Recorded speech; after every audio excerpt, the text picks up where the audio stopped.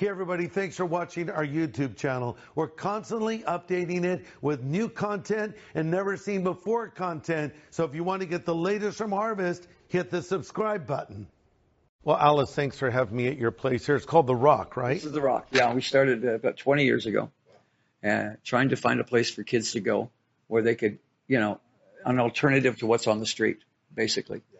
And I watched a couple of 16-year-old kids do a drug deal on the corner, and I went, how does that kid not know he might be a great guitar player, or that other kid might be a drummer? And it just struck me right then, why don't we open that, give them that alternative to go there, and it ended up here. That's incredible, and I know you're impacting a lot of young people here, and they come in and they wonder what's the catch, but you're just doing something for your community. Well, and it's not only that, but it's all Christian. We're all Christian guys, and Lord told us to do it. So we just obeyed. That's all. So speaking of that, when I've told people, I met Alice Cooper. Alice Cooper, what's he like? I said, he's the nicest guy, down to earth, so easy to talk to. And, and they have kind of the stereotypical image of you because, you have a persona, right? You're the guy that, well, first of all, I mentioned to a young person the other day, I'm going to talk with Alice Cooper, and they said, didn't he bite a head off a bat? I said, I think that's Ozzy Osbourne. Ozzy, yeah. I said, I do know there's a story with Alice and a chicken, though, but that's sort of maybe a little mythological, right? Back then there was no internet. So everything was word of mouth. Everything was urban legend. Yeah. And they wanted Alice to be that. More than anything, I think they were looking for a villain. Yeah. And I was more than happy to be Captain Hook to everybody's Peter Pan. Yeah. And so because the villain always gets all the good lines, Sure. And so I was built not to be the hero, but the villain. But the villain also has to have a sense of humor behind it, or it doesn't work. And everything is based on how good is the music. Yeah. You cannot put the icing on the cake without the cake. Yeah. A 6-hour rehearsal is 5 hours on the music, 1 hour on the theater. Wow. So, the band, we were up against Led Zeppelin. We're up against, like you said, The Who, the Yardbirds, those guys. Yeah. And you had to be as good as they were, Well, was it a big moment in your life like it is for a lot of musicians today when you saw the Beatles, like on the Ed Sullivan Show? Was that kind of the moment where you said music for, well, it was Vincent Furnier, not Alice Cooper at that point. And I was painting a house, and it was summertime. And I'm painting the house, and the radio was always on, KRIZ or KRUX here in Phoenix. Top 10, it was always the Beach Boys, the Four Seasons, Motown. And all of a sudden I heard, she loves you, yeah, yeah, yeah. And I went, what? And then I heard about an hour later, I heard, I want to hold your hand. And I went, what? Yes. There was 4 songs that I heard immediately, and I kept going, who are these guys? I had no idea they were the Beatles, haircuts. Yeah. Finally, they said, that's the Beatles from England. And then I saw what they looked like, and I went, oh, I got to do that. I got to do that. That's really too much fun. And they were almost like from another planet. The other accents were the Beatles. It talked like this. And it was great. Not like Liverpudlian. And who are these people? Where did they come from? And they were funny. They were. They had a great sense of humor. They talked great. The girls loved them, which immediately got our attention. Yes, the girls loved them. I was 16, or 15, actually. And I immediately called my Dennis Dunaway, who was my best friend. Yeah. We were both on the cross country and track team, both distance runners. And he says, I know a guy that plays drums. Another guy on the cross country team. Yeah. So 3 of the guys in the original Alice Cooper band were 4-year lettermen. Wow. We were jocks, which is so weird that we ended up being the most notorious band in rock and roll, and we were all jocks. That's funny. And then we found 2 of the most notorious guys at school, our guitar players. Yeah. We're both guys that got kicked out 20 times for smoking and drinking and all this. Yeah. And they were the 2 guitar players, and I went, there's our guys right there. And you started out covering a lot of Yardbird songs, right? Well, a very unappreciated band, isn't it? They're a great band. They were once you got past the Beatles and Chuck Berry, then you had Rock and Roll 101 down. Yeah. Then you started looking at the Rolling Stones. Yeah. Okay, now it's blues-based rock. Yeah. And that's pretty cool to learn. Easy to learn. Yeah. And then you drifted in maybe a little deeper to the Who. Yeah. Okay, they're a little more experimental. And then the Yardbirds came along. Yeah. And we went, oh, that's it. Yeah. That's the sound right there. Did you have a favorite Yardbird song? Oh, all of them. Which Train Kept a Rolling was, even though it wasn't one of their songs, but Happenings 10 Years Time Ago was one of the greatest songs of all time. All of their songs. We basically did everything on the Rave Up album. Yeah. And we were the local band called the Spiders. Yeah. Played at the... Which is a very cool name. Well, we were the Spiders, yeah. And we were the Yardbirds band. Yeah. So when the Yardbirds came into Phoenix, where did they play? The club we were at. Oh. So we opened for them and did all their songs before them. Did they like that? They were over in the corner. Did they think They went... Oh, really? That's great. And then they got on stage and blew us off the stage because they were the Yardbirds. Now, here you are, a young guy painting a house, listening to the Beatles. It's a big moment in your life, and then you went on to meet all the Beatles. You know, that was something was that weird to meet them in real life? You never ever thought that you would ever be even in the same building as the Beatles. Yeah. And then all of a sudden you have a hit record, and now you're in the game. Well, in the 70s, you were the biggest rock act out there. Well, that happened just out of we just wouldn't give up. Yeah. We wouldn't give up. And finally, our producer came along, Bob Ezrin, who was our George Martin. Yeah. Yeah. He took a bunch of good ideas, good riffs, and said, I know how to make this into 3-minute records that'll get played on the radio. And we went, right. Yeah, we're never getting played on the radio. Yeah. We had 14 top 40 hits. Wow. Because of him. I watched a documentary about your career called Super Duper Alice Cooper. Yeah. And, as I watched it, I realized watching how ahead of your time you were. You've been called the godfather of shock rock. I mean, all these bands like the Motley Crues, the Marilyn Mansons, the Rob Zombies, and many others to follow. You can see you were doing that before anybody else did that. I looked at The Who, and I said, this band is so amazing. Pete Townsend is the spirit of rock and roll himself. He's still, nickels are bleeding. The he's windmill, 75 years old and he's killing it, And Pete Townsend, Daltrey, and then of course Keith Moon was one of my best buddies, who was the greatest drummer I ever heard in my life. Yeah, he was unbelievable. And I said, but there's a blank canvas behind them. And I said, well, why don't we fill that canvas? In other words, if you're going to say, welcome to my nightmare, don't just say it. Give them the nightmare. Why not produce the nightmare? Yeah. So you crawl out on this limb, and either you're going to be a genius or a moron. Yeah.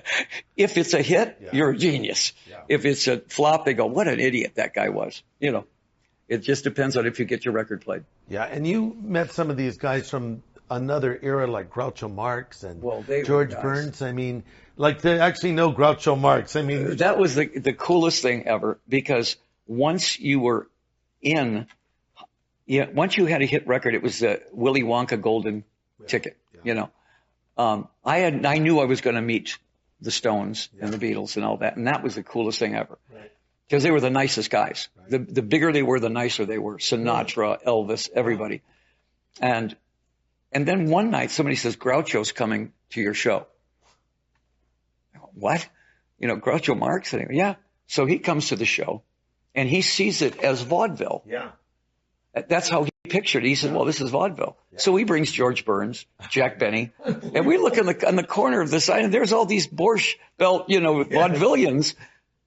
And Fred Astaire's over there watching our dancers, Cheryl and the dancers, and he's going, these kids are great, and we're getting all this great.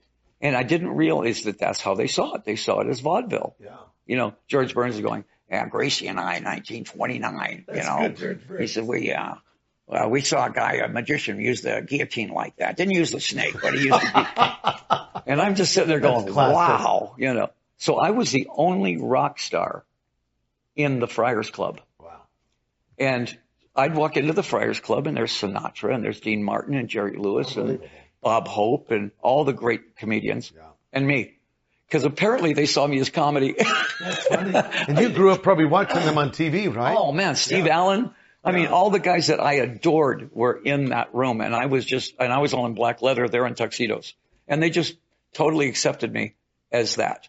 I was Alice Cooper. Right. And they treated me, hey, Coop, So when did Vincent Fernier become Alice Cooper? I know you had a band called Alice Cooper, and then later you actually changed your name. We were called the Nas for a long time, and went to L.A. as the Nas. Yeah. There was a Yardbird song called "The Nas Are Blue," and I said, "Nas, that's a great name."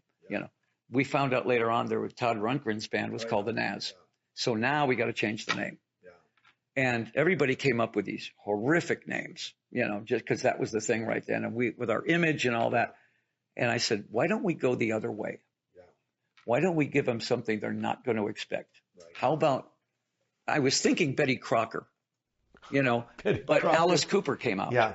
Yeah. And that was the name that sounded like the little old lady that made cookies for everybody down the street on the porch. And I said, Alice Cooper. That's the band's name. And everybody goes, that's so weird. And I went, yeah, and it's going to just irritate every parent in America. And the rest is history, of course. Now here, I'm going to loop back. Well, let me just ask you one question. You mentioned Elvis. So you've met all these people. So what is it like to meet Elvis Presley in person? How different is he from the persona we have of him? This was 71. Yeah. Elvis was Elvis. So he's in Vegas at this point. He's in Vegas, and he's Elvis Presley. Yeah. And it's not fat Elvis. It's not drugged out Elvis. It's Elvis. And I get a call. Elvis wants to meet you. Wow. And I went, wow, okay. So I get there to the Hilton Hotel. The elevator opens up, and it's Liza Minnelli, Chubby Checker, Linda Lovelace, and me. Unbelievable. We go up, and they check you for guns. And you're sitting there, talking and talking, and then he comes in the room, and he is the room. I mean, he's Elvis. This is black leather, good looking, handsome Elvis. And he walks in and says hi, and he goes, hey man, you're that cat with a snake, ain't you? And I went, yeah. He said, makeup and all that stuff. Yeah. He said, I dig that, man. That's cool. He said, that's really cool. And he says, you from Detroit, right? And I went, yeah. He said, come on in here. I'm going to show you something. So I go in with him to the kitchen. Opens up a drawer, hands me a loaded Smith & Wesson 38. And I start taking the bullets out, because I'm from Detroit. Yeah. And he goes, no, man, keep the bullets in. I'm going to show you how to take a gun out of somebody's hand. Oh, my gosh. A loaded gun? Yeah. By the time I said that, the gun was out of my hand. I'm on the floor. Those karate moves of Elvis. Yeah. There's a boot in my neck. Oh, my gosh. That's great, Elvis. Can I get up now? Yeah, right. And he says, you want to see my most prized possession? And I went, yeah. So just me and him now. And he go in the bedroom, he closes the door, and I started going, most prized possession. What am I doing in Elvis's bedroom now? I don't know what his prized possession is. Yeah. And he opens up a drawer, and he pulls out an envelope with x-rays. And he says, what happened was, I was leaving the bar the other night, with my boys. He says, and there's 3 boys out there drunk, and they want to fight me. He says, and I called my boys off, and I fought all 3 of them. He says, broke the guy's collarbone right here. He says, then I swung around. He said, and I broke the guy's wrist here. And I'm sitting there going, this is your most prized possession? Wow. Realizing now that was his only contact with the outside world, was that fight.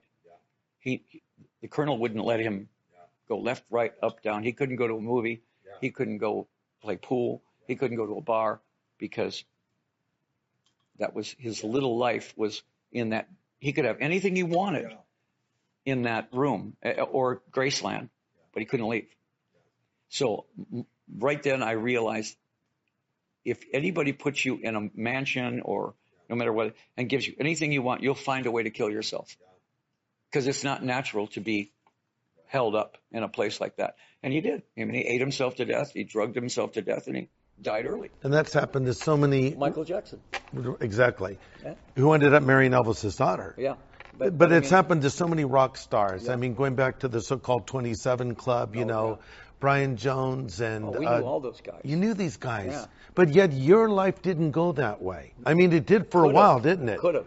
And you were starting to go in that direction. You had a serious alcohol problem. And I remember hearing that you were you had a big rock of cocaine. And you were bleeding out of your eyes. It was insane. Yeah. After about 2 weeks, Cheryl had gone. She'd gone to Chicago and said, I can't watch this. Right. Yeah. But the cocaine was speaking a lot louder than her. Yeah. And finally I looked in the mirror and it looked like my makeup, but it was blood coming down. I think I might have been hallucinating. I don't know. Flushed the rock down the toilet and went to bed for 3 days. And I woke up and I called her and I said, it's done. And she goes, right. She said, you have to prove it. And that was the beginning of our relationship coming back. Of course, one of the deals was we start going to church. Yeah. And we started going to North Phoenix Baptist, and there was a pastor there, Jackson, who was a Hell's Fire pastor. Yeah. And there's 6,000 people, and he was talking to me because I was a prodigal son. Yeah. Remember, I grew up in the church. My dad was a pastor. My granddad was an evangelist. And when the band happened, it took me as far away as you could possibly. I was the poster boy for everything wrong. Yeah. And then when I got sober and everything, came back to the church, realizing that's where I belonged there. So we started going to, and a lot of people say, I came to Christ because my love of Jesus. I came to Christ because of my fear of God. Wow. I totally understood that hell was not getting high with Jim Morrison. Yeah.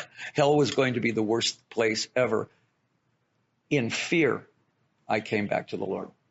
But I went to another church, and that pastor preached the love of Christ, which now you put the two together, and it was exactly right. Yes. Well, the Bible even says some saved by fear. And there's a point where some people, they need the hell scared out of them. I'm telling you, because I knew if I died, and I knew, in other words, I knew who Christ was, Jesus Christ was, and I was denying him. Because I was living my own life, and I was living my life without him.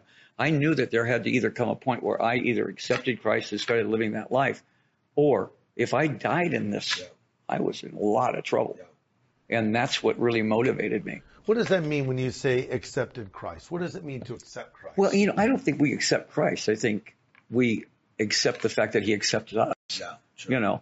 And I just got to a point of saying, I'm tired of this life. Yeah. And I know that this is right. When people say, well, how do you know that? Put that into words. And I go, you can't put that into words.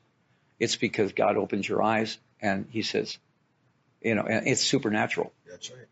And you try to tell that to people and they go, well, yeah, but so is voodoo and so is this. And I go, no, you don't understand. And I could never explain it to you. Yeah. But when the Lord opens your eyes and you suddenly realize who you are and who he is, it's a whole different world, and right then, I was baptized and, I went to my pastor and I said, I think I got to quit being Alice Cooper now. Mm-hmm. And he goes, really? He says, do you think God makes mistakes? And I went, no. He says, look where he put you. Yeah. He put you in the exact camp of the Philistines. Yeah. And you were basically the leader. Yeah, that's true. So now, what if you're Alice Cooper, but what if you're now following Christ? Wow. And you're a rock star, but you don't live the rock star life. Yeah. Your lifestyle is now your testimony. Wow. And that made total sense to me. So there were lyrics I changed. There were certain songs I so changed. What's the difference between 70s Alice Cooper and Alice Cooper of today? The big difference was the 70s Alice was alcohol driven. That character was a victim. Yeah. He was carrying the load of all the teenagers out there that were disenfranchised. They were the ones that were like, nobody understands me. So Alice was them. He represented them. And on stage, you can see that, this was like, that. Yeah. When that Alice was gone, I said, now what am I going to do?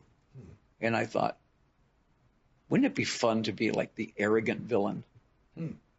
Now, in a sense of, say, Alan Rickman, who's really arrogant and condescending, but funny. Yeah. Almost John Cleese, where he looks down on people. And you can see that it's funny, but it's still scary a little bit. Yeah. I said, that's how I should play Alice now. And that worked. But I found myself now, my lyrics were now aiming towards Christ. Wow. You started looking at the lyrics and you started going, wait a minute. That's pointing to Christ. And the only people that understood that were the Christian kids. Mm-hmm. One of my albums, The Last Temptation, was being sold in Christian bookstores, and my record company couldn't figure out why. Because it was all totally, it was doctrine. Yeah. It was saying, hey, the last temptation. I mean, if you want what the world has to offer you, that's all you're going to get, Yeah. There's so many young people today, we hear the names of all these people that you've known personally. We talked about Jim Morrison and the Beatles and Did you ever meet Hendrix? Oh yeah, Hendrix is one of my best buddies. Wow. You know, Jimi Hendrix was the first What a guy, talent. first guy that ever went, "Here, man." Wow, really? And I went, "Oh, okay." You know, like an You think idiot. he's the greatest rock guitarist of all time? You know, the most inventive. Yeah, If I'd say the most inventive. There's others like Jeff Beck, Clapton that are, you know. They all respected Jimmy Yeah. on a whole level. No one because- sounded like Jimmy. No, he did it so differently, and they all came out to see him, and they all kind of looked at each other and went, "Wow." Yeah, We thought we did everything there could be done to a guitar, and look at him now. He's playing it upside down. yeah. He's playing the blues, but it's Yeah. psychedelic blues, Yes. and everybody loved him. But he was the nicest guy, Yeah. and his death was just totally an accident. Yeah. But yet these stories keep repeating themselves. You know, you go to the 27 Club of the 60s, Yeah. then fast forward to Amy Winehouse or Kurt Cobain, most recently rock DJ Avicii. Same story. Chris Cornell. Chris Cornell. Yeah. And Chester Bennington. Chester Bennington. You know, and it's like, come on, you know, this story keeps playing itself out. And, you know, there's someone watching this right now. You've lived this life. You've been there. You've known these people. They've been your friends, many of them. All of them. So, like, what would you say to somebody that's thinking there's some kind of an answer or fulfillment in the trappings of this kind of life, or drugs or any of that, or alcohol even?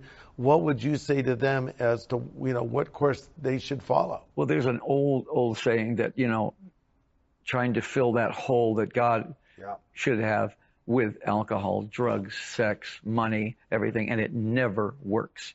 Most of the guys I know that listen, that actually are interested in Christianity, are the guys that hung over the edge and were that far from going down. They're the ones that go, really? Yeah. And because they know that there is no fulfillment in that. How many wives can you have that doesn't work? Yeah. How many cars do you need? How many this and this and this? And they keep going, but there must be something. It seems almost as though they try everything but Christianity. Well, because if you become a Christian, what you're saying is, I'm not God anymore. Yeah. Good point. If you're saying I'm not God anymore, everybody wants to be God. Even Christians have a hard time giving up your life. You know, that's the last thing they want to give up, is the fact that I want to make my decisions. And finally, what do they come up with? Yeah. Finally, the only thing is, I've tried everything. I'm tired. I'm just going to kill myself. Yeah. Wow. You know, I mean, I think a lot of it has to do with clinical depression. Yeah, I'm sure. And sometimes it's just undeniable. I mean, you can't talk a person out of clinical depression. Yeah. You know, it's there, and luckily I've never had that. Yeah. You know, I would really be afraid of that. Yeah. But again, even Christians, there could be Christians clinically depressed, right, but at least they have a savior. That's right. You know. And now today, you know, you have your band, the Hollywood Vampires, Joe Perry and Johnny Depp, and you know, you hang out with these guys that you told me that you gave a Bible to Marilyn Manson. Yeah. They respect you because you're you. You know, you're still Alice Cooper, but you're a changed man on the inside. Yeah. And they, you know, they respect you, and you know, you have this platform to reach people that, like a guy like me who's a preacher, it never listen to a guy like me, but they'll listen to a guy like you. Well, they, you know, because they knew me before. Yeah. And they know me now, and they go, okay, what happened? I said, the Lord's in my life now. And what do they say to that? A lot of guys think, oh, just another religion. Yeah. Okay, well, the last thing you want is religion in your life. What you want is Christ in your life. You don't want religion in your life. Yeah. I think people judge Christians by other Christians. Yes. And immediately they think, well, you're Christian, so you can't do any wrong, and you're better than me. And I go, that's just the opposite. Yeah. And when you become Christian, you become very aware of how far away you are. But again, you know, Satan uses that. Yeah. Satan uses that as a weapon. You know, I'm Christian and I made a mistake. Oh. Yeah. Well, then you're not really a Christian. Yeah.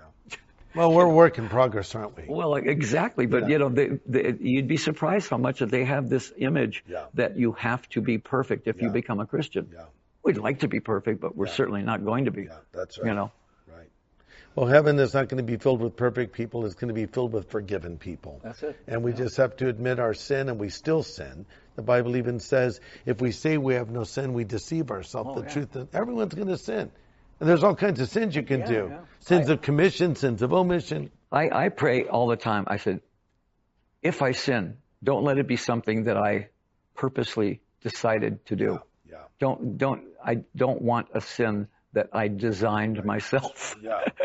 I said, because that's like first degree murder. Yeah. That's, premeditated sin is something you want to avoid at all costs. We're going to sin by omission. We're going to sin by not honoring God to where he should be honored. Totally. But when you sit there and go, okay, now I know what I'm going to do here. God will forgive me this. Yeah. Sin is sin to God. Yeah. And it's not funny to him. Yeah. Well, a lot of people are surprised to find out that Alice Cooper believes in Jesus Christ. Oh, yeah. And they're also surprised to find out that Steve McQueen believed in Jesus Christ and had strong faith before he died. And they're also surprised to find out that Johnny Cash had a strong faith in Jesus from his childhood. He struggled, but I think that he was just sort of like the prodigal son who came back again and again and again, Yeah. but he never lost sight of his roots or his faith. That's exactly how I relate to him, because I was that same guy. Yeah. I went as far away as I could and then came back. Yeah. Because it kept calling me back. He kept calling me back, And the great thing was he gave me a wife that was Yes. a prayer warrior. Yeah.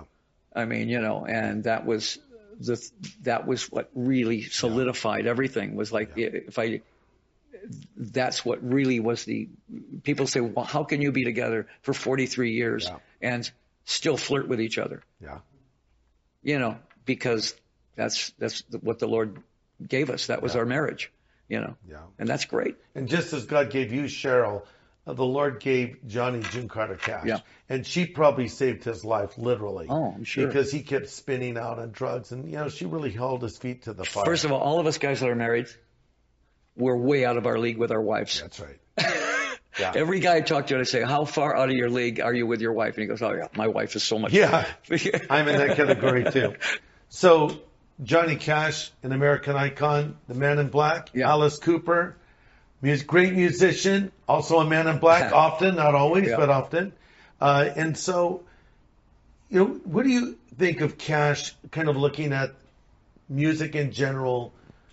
Where do you see him? Like, cause he is actually in the Rock and Roll Hall of Fame. Sure. He's in the Country Music Hall of Fame. Yeah. He really, when he started out, his music was called rockabilly. Yeah. Which is kind of the precursor to rock and roll. Yeah. Along with Elvis and Jerry Lee absolutely. Lewis. And then later he became more of this country icon. But toward the end of his career, he kind of reclaimed his title as just this, American original. Yeah. Because you look at kids today, they'll have tattoos of Alice Cooper, of course. Sure. But they'll also have tattoos of Johnny Cash. That's right. Why would a young kid today think Johnny Cash is cool, and why has he transcended time? There was something about him that he was like Steve McQueen. Yeah. He was like James Dean. Yeah. There was this coolness about him that everybody could respect. Yeah. No matter if you were into country music, if you were into hip hop, if you were into everything, disco, you say Johnny Cash, here we go. Oh, yeah. Because he was maybe more relatable than Dylan was. Yeah. Dylan was very abstract and wrote a lot of things that sounded great, and it was deep and all that, and some of it wasn't deep. Some of it was just fun, Johnny Cash had this homespun kind of Americanism to him that everybody understood. Same with Elvis, though. Yeah. Elvis, everybody loved Elvis because he was that kid from the South that learned how to play, and there was an honesty about him. Yeah. There was no sort of there was nothing shady about him. Yeah. And Johnny Cash was that icon that every single person could go, yeah, I listen to Johnny Cash. And nobody would go, Johnny Cash. Yeah. They'd go, cool. And then at the end of his career, he was doing Nine Inch Nails songs. Yes, he was. And he was doing Depeche Mode songs. Yes, in fact, you were on Your Own Personal Jesus by Depeche I did Mode. some of the high voices on that one, yeah. But I never met him because I was in a studio. He had already done his vocal. Wow. It was so fast that they called me in. They said, do you want to do this thing on Johnny Cash's album? And I said, what song? And they said, Own Personal Jesus. And I had to go listen to the song. I didn't know the song. And I said, what do you want me to do? And we got in there, and they said, well, this is his vocal. And I said, well, the natural thing is to do the fifth, on the choruses. It took me 20 minutes, and I was done. They said, okay. And that was it. Unbelievable. Yeah. So I was kind of hoping that he would be there, and everything like that, but it was just in and out. But that's, in this business that you can do that now. You can sing on somebody's album without ever seeing them. It used to be, if I did something with Guns N' Roses, I was with them in the studio. Yeah. Or somebody was on your album. It was fun to have everybody in the studio because you never knew what was going to happen. Yeah. Something good could really come out of that. Yeah. But that one was really kind of mechanical. Yeah. And to be honest with you, I don't even know if it's my voice that's on there at the end. Really? I think it's me. Sounds like me. But you never know. It's a great song. Yeah. I didn't know until you told me that was you vocalizing. Yeah. I love that song. Yeah. I did it and don't know if it ended up on the album. So, I mean, I never really paid any attention to it. I just said, well, I know I sang with Johnny Cash, but I don't know if it ended up on the album. They could always just kind of go, well, this didn't work, this didn't work. And I understand that. I've had people on my album and I go, as much as I want to use that, it just doesn't work. Yeah. But there was not one person that didn't respect Johnny Cash. Yeah. He'd been in jail. He'd been but he was an all-American character. He was. And there was something extremely honest about him. Yeah. You could trust him. Yeah. Whereas other rock stars, you couldn't. Could you trust, Chuck Berry? Chuck Berry was the best lyricist of all time. Yes. I agree. He was the architect of what we call rock and roll. Yeah. But if he couldn't think of a word, he'd make one up. Yeah. Don't give me no botheration. Use botheration in a Scrabble game and see what happens. The Coolerator was filled with the Coolerator. There was something so great about Chuck Berry, but did you trust him? Nobody I know trusted Chuck Berry. Yeah, right. Or Jerry Lee. Yeah. Everybody trusted Johnny Cash. He could be like your cool uncle. Totally. Yeah. What's interesting about Johnny too? A lot of artists, they start well and they don't always finish well. I mean, Elvis, he was rock and roll to many people. That's all right, Mama. Jailhouse Rock, Blue Suede Shoes. But then he went in the army. He came out. Then there's sort of Vegas Elvis and later Elvis. But Johnny started off, as this rockabilly icon, the same place that Elvis started, Sun Studios with Sam Phillips. But at the end of his career, sort of Rick Rubin, a great producer, comes along and says, Johnny, we got to get you stripped down in a front room with your guitar and just start recording. And then Rubin's bringing songs like from Depeche Mode, Nine Inch Nails, Bono, others, Tom Petty and the Heartbreakers. Probably songs he had never heard before. Yeah. And it kind of reintroduced him to a new generation. And in many ways, he ended as strong as he started. Yeah. The other cool thing about him, he'd go to prison. Yeah, he would. And do an album for all those guys in prison. Those guys in prison went, Johnny Cash. That's right. We can trust him. Yeah. Isn't that something? Yeah, I mean, a guy that can exude that much trust. Right. I think maybe Mr. Rogers is the only other guy. Interesting contrast. Johnny Cash and Mr. Rogers were the two guys you could trust. Hello, neighbor. Maybe Jimmy Stewart. There were certain guys you just went, well, if that guy was president, I would trust him. Yes. True. But Johnny Cash had this down home. He sang about being in prison. He sang about, I killed somebody and now I'm going to die. Shot a man in Reno just to watch him die. Of course, he never did that, but I think people maybe thought he understood it. And the guys in prison totally got that. Yeah. Because they were there because of that. Exactly. But there was, and this only scandal about him might have been pills. Yeah. He struggled with amphetamines throughout his entire career because when he was starting out on the road, he couldn't keep up with the pace. Someone introduced him to uppers, basically, and he continued to struggle with those. It was Benny's at the time, through most of his life. Yeah, even late in the later years. All those guys did, though. I mean, all those guys were, they were touring on a bus. Yeah, that's right. Through the South. Yes. Where they, a lot of these guys couldn't even go to the bathroom, in the bathroom. So they, and they were doing like 2 songs a night, but they do 25 shows in a row. Yeah. So they're pumping bennies. Well, the thing about it is when you're in a garage with your friends and you're learning songs, it never occurs to you that you're going to be on the road someday. Yeah. You figure, well, we're going to go to Tucson maybe. Yeah. Oh, that's on the road. You never realize at some point you're going to be on the road for 4 years. Yeah. And without a break. And when you're 20 years old, you're also indestructible. And fame does not come with a handbook. With an instruction book. It says, okay, now you're famous and this is what you're supposed to do. It's a bunch of 21-year-old guys. They've got a #1 record and everybody's throwing money at you. It doesn't say, now this is what you're supposed to do. You're a kid in a candy shop. Yeah. So you're doing everything. And And again, you got so much energy that you're never tired. Yeah. So it's really easy to burn out at 27. Yeah. I watched the guys burn out at 27 because the party never ended. Yeah. And if you lived in LA or New York or London, the party never ended. 24 hours, and I was in that party, but again, you get to that point where I think that there's your body starts talking to you saying, you have to sleep now. Yeah. First of all, you cannot believe your own hype. Once you start believing what you're reading about yourself, that's when guys get in trouble and they start going, hey, it says here, I'm the best songwriter. And that's one guy's opinion. Yeah.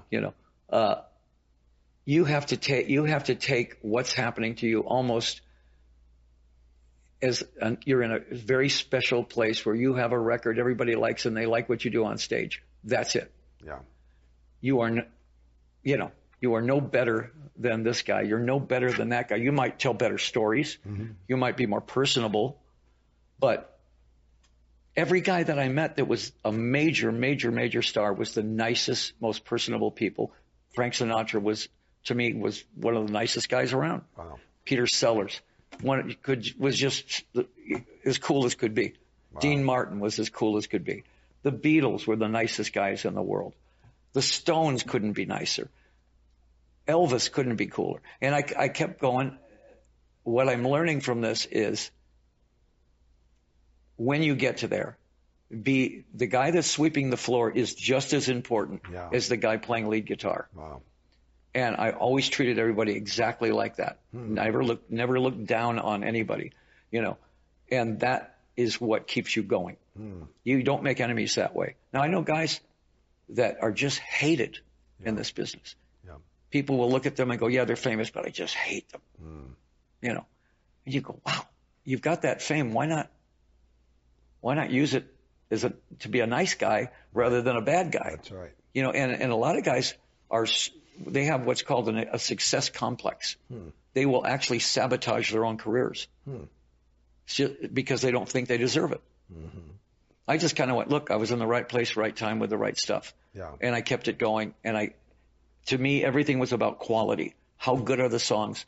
We cannot afford to do a bad show. I don't care if you do 1,000, 15,000 shows.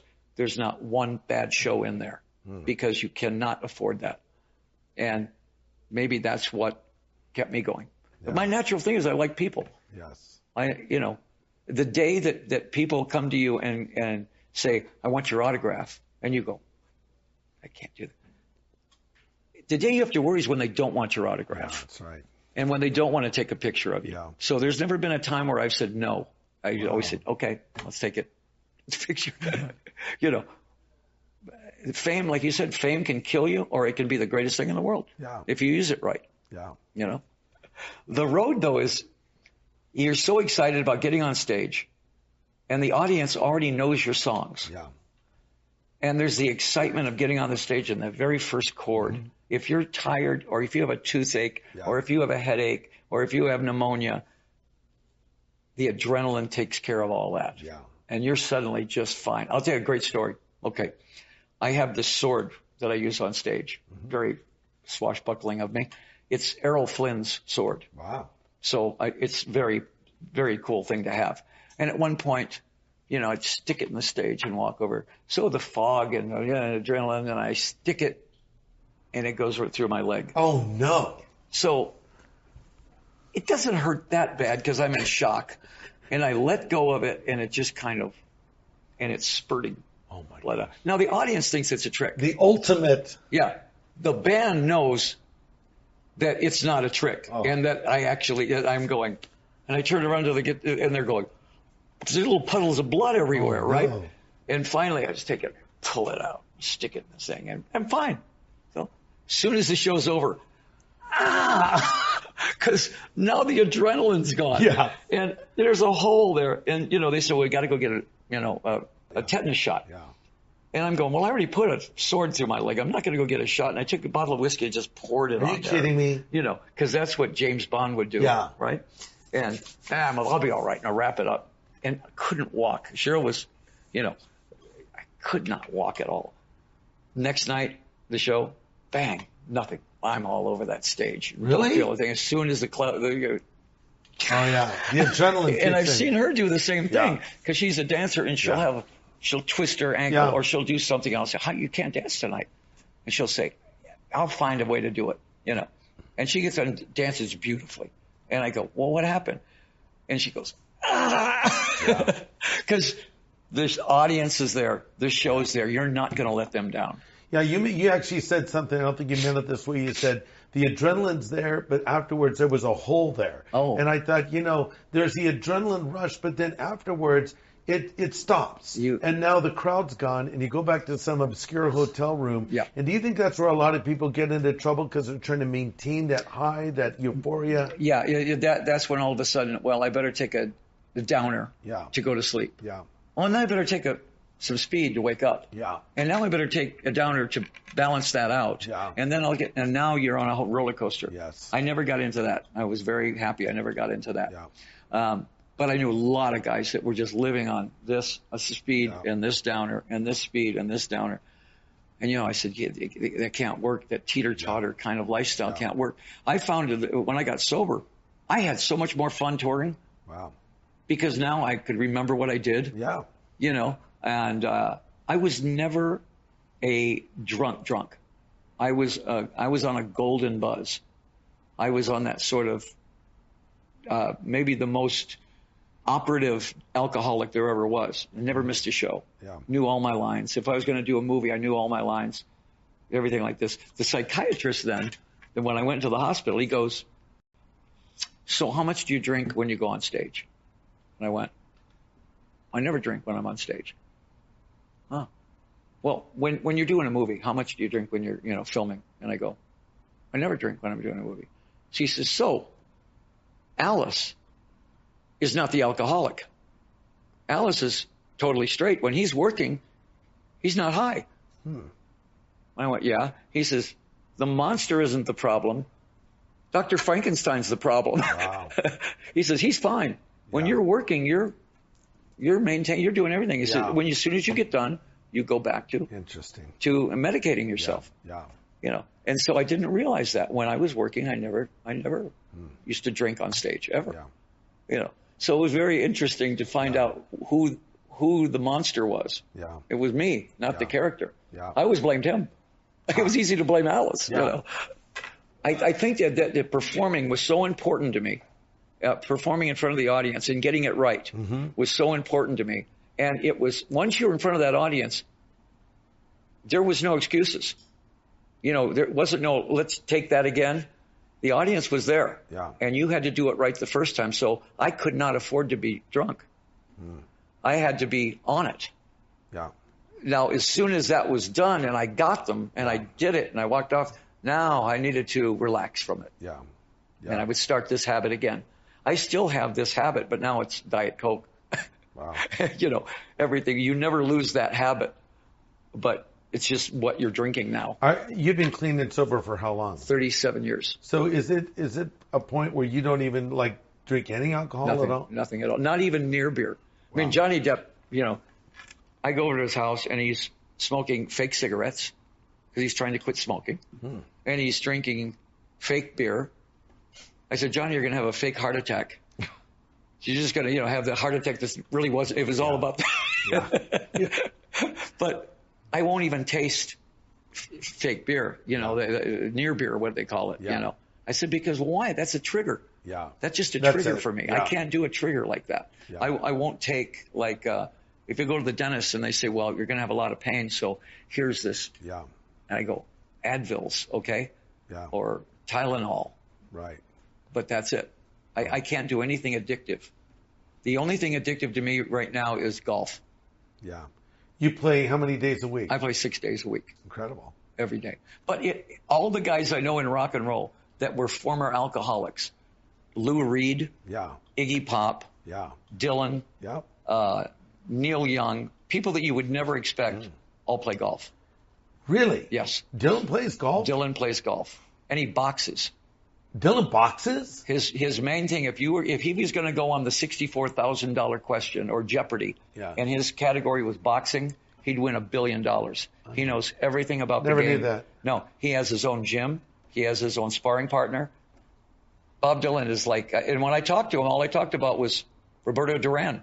Wow. And, who was the best middleweight in the 80s. He seems so mystical and mysterious. No. Is he that way when you just talk to him? Robert Zimmerman, the real guy? If you say boxing, okay. you're right there with him. Wow. Isn't that weird? Weird. That certain guys are so locked in that. Here's Lou Reed, that we used to live together at the Chelsea Hotel, which was Sodom and Gomorrah. Yeah. Modern day Sodom and Gomorrah. Yeah. There were people there sitting in the lobby who couldn't get their key in the door because they were so heroined out. Wow. And he was one of them. And I see him years later, and he goes, Alice, how you doing? And I go, oh, hey, Lou, how you doing? He looks pretty good. Yeah. And he goes, oh, yeah. He says, hey, listen, I'm hitting the ball a little bit right. And I go, yeah. You're playing golf? Yeah. Lou Reed's playing golf. Wow. And he goes, Alice Cooper's playing golf. And I went, yeah, we wouldn't be having this conversation 25 years ago at the Chelsea Hotel. And he goes, no. Well, how is it that you could go from heroin to golf and somehow that it would change? What is it about that? There's something about you stand up in front of the ball, yeah, and you hit it, and you hit a great shot, yeah, and it goes right down the middle, and you go, oh, yeah. That's just like taking a really great hit or whatever you're doing. You'll chase that. You'll take 5 or 6 horrible hits and bad shots to get one more like that. And you hit it, and you hit another good one. Oh. Now you're back. Yeah. I said, Lord help you if you hit 20 good shots in a round, because now you're going to play every day. And it's the biggest addiction. Golf is like the crack of sports. Wow. Nobody's ever called it that. But that's a tweet for today. Yeah, that is. Golf is a crack of sports, Alice Cooper. But you meet guys that were addicted, and they all play golf. Oh, interesting. Yeah. I've always wanted to learn, but I think that because I'll have to be bad for so long before I would be even competent. And I have so many friends that golf. Billy Graham once told me, he said, Greg, you should learn how to golf. And I said, why? He said, because many of the people I've met that I've been able to share the gospel with, I met them golfing. He'd golf with Bob Hope, with people that would become congressmen and senators and later presidents. I got to a point where I said I wouldn't vote for a president that didn't play golf. Uh-huh. And any president that says I don't cheat at golf, don't vote for him, because he's lying. Every president, everybody I know cheats at golf. Not when you're playing with your friends and not cheating. You're just playing around. In a tournament, though, you can't cheat. Yeah. Or if you're playing for money, you can't cheat. But when you're playing with your friends and you say I don't cheat, you go, come on. Who are people that you've golfed with that we would never think Alice Cooper would golf with? Oh, Groucho. Groucho Marx. Groucho Marx. I played with Bob Hope. Bob Hope, of course, big golfer. In fact, he'd take his club out in the stage. That was part of his. Him and Bing Crosby. Yes. Were both 5 handicappers. They were really low handicappers. Dean Martin and Jerry Lewis were both 5 handicappers. Wow. They were both really good players. And I remember one time, this was the classic story. Here's Alice Cooper with hair down to here, black leather at one of these Friars clubs. Everybody's in tuxedos, and everybody you look at is somebody that you went, oh my gosh, that's Jonathan Winters. That's, da-da-da-da, that's da-da-da. And a guy comes over and he says, hey, Bob wants to talk to you. They say, yeah, come on. And I walk over there, and there's Bob Hope, President Ford, the president of Steel, of U.S. Steel, and 4 or 5 other guys. And I walk over, and Bob says, Alice. Yeah. He says, I seem to be slashing the ball, And I said, well, relax your right hand and let the club turn over and everything. And I have a picture of me like that and him standing there looking at it. And the president goes, and I went, this is so weird. Because, it's incredible. Here's these guys that Alice Cooper should be somebody they wouldn't even ever talk to. Yeah. But golf was the common denominator. Oh, interesting. And that was the thing that everybody's going, oh, yeah. And I'd get a call. I got a call one time I was staying at the one of the big hotels. I can't remember, in New York City, the Plaza. Yeah. And I get a call, and it says, "Hi, this is Tom." He says, "Yeah, I'm President Ford's press agent, hey, listen, he's got 3 hours off tomorrow. You guys want to play? Really? I said, yeah, I can play tomorrow. Great. About 10 minutes later, I get this call. Hey, Alice, it's Jerry. He said, I can't play tomorrow. I got to go to Puerto Rico. There was some kind of a thing going on. Jerry, President Ford. Oh, my gosh. Jerry, And I'm going, well, okay, President Ford. And I said, well, we'll play some other time. And he goes, okay, yeah, give me a call. Keep me in the click. Now I went, what other sport would that be? That's true. It's golf was like the common denominator. Wow. I had a very special thing with the audience in the fact that I realized after a long period of time that all they really cared about was the songs. Mm-hmm. They want to hear those songs. Yes. Okay, I'd go to hear the Stones. Yeah. I want to hear Brown Sugar. Yeah. I want to hear The Last Time. I want to hear this, and this. On our thing was not only did they want to hear the songs, but they wanted to see the show. They would be disappointed if I didn't do the guillotine. Mm-hmm. They'd be disappointed if I didn't do the straitjacket, or if Cheryl's nurse didn't come out and become the nurse. They expect the things, and you go, okay, we're going to give you that. Yeah. And we're going to give you more than that. Yeah. We're going to surprise you 2 or 3 different ways. Yeah. But your relationship with the audience is the very first time that you feel like you're going to die and you start schools out and the audience goes crazy, you realize that's what they're there for. Yeah, that's right. That song meant something to them. Yes. Or you do a ballad, Only Women Bleed, and that song meant something to those. Yeah. All of a sudden you see flashlights or things like that because that's them saying, this song meant something to me. Yeah. And I think about that with the Beatles. When I think about certain Beatles songs, I go, oh, yeah. Every time I hear that song, it means something to me. Well, I've seen Paul McCartney in concert a few times, and whenever he's doing the Beatles songs, people flip out. Oh. Then when he starts going back into the catalog of some obscure songs, that's when people go to the restroom. And he's aware of it, too. Totally. But when he does those Beatles, he does the first chord or whatever, people know those songs. Yeah, Cheryl and I were backstage when he was doing a show. I think it was here in Phoenix. And, we've known Paul forever. We're talking to him and everything like that. I said, let me see your set list. And I look at the set list, and there's 40 songs. Wow. Every single song I know every lyric to. Yes. And he says, yeah, that's our set list tonight. He said, you want to see our other one? I said, you have another one? And I see another 40 songs that I know every single word to. Right? And so we're sitting in the front row. It's kind of a VIP area, and I'm sitting there like this. And they start out with, I saw her standing there. Yeah. I'm on my feet. Yeah. I'm 16 years old, and I'm going, yeah. I never do that for anybody. Right. And I couldn't help myself. Yeah. Cheryl and I were both up there screaming, because that song meant. And that's how your audience feels. I was 16 again. When you're doing Schools Out and other hits, it's like, so you get that. You want to give them what they've come for. That. You have now that connection with your audience that only you have. Yeah.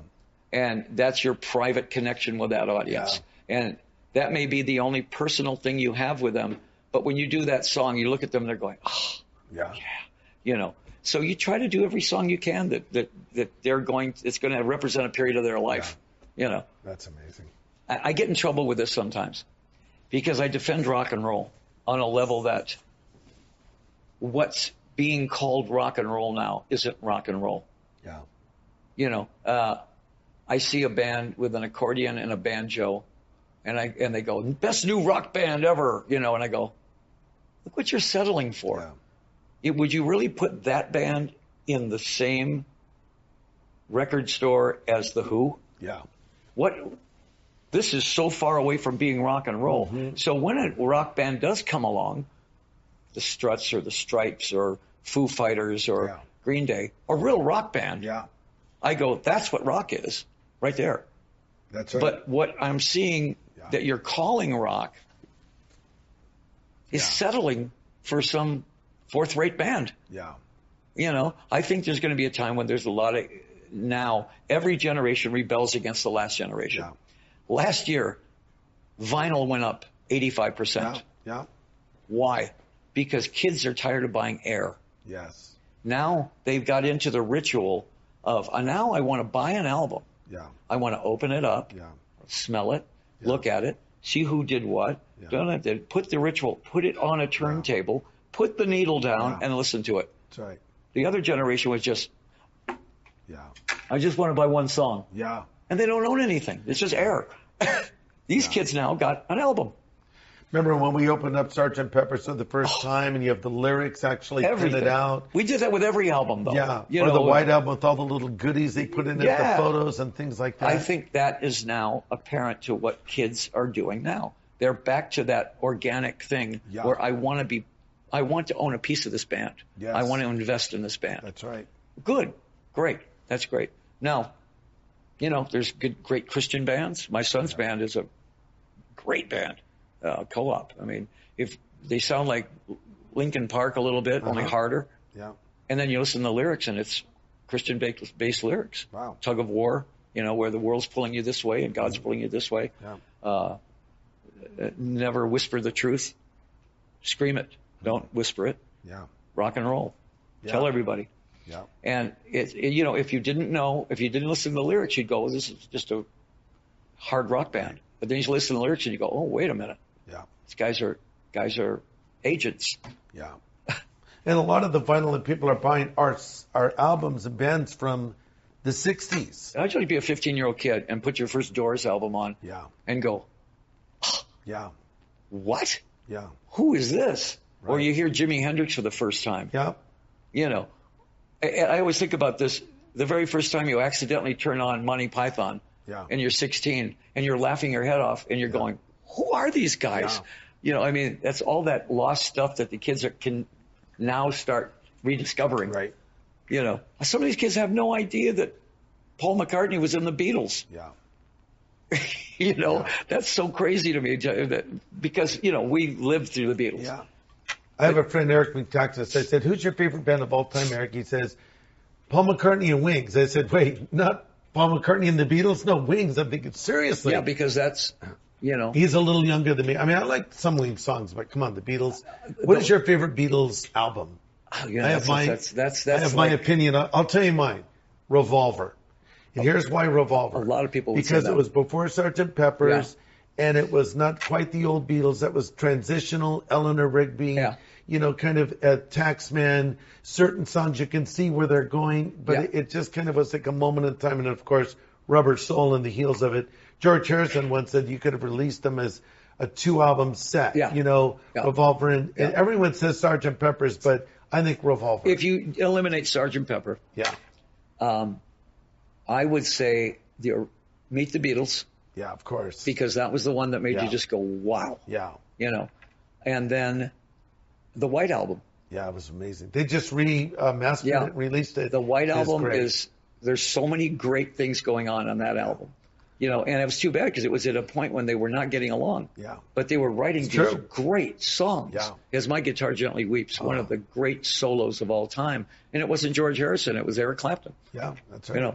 I just rediscovered Glass Onion. That's a cool song. Everything on that album. Song. You listen to Blackbird. Yeah.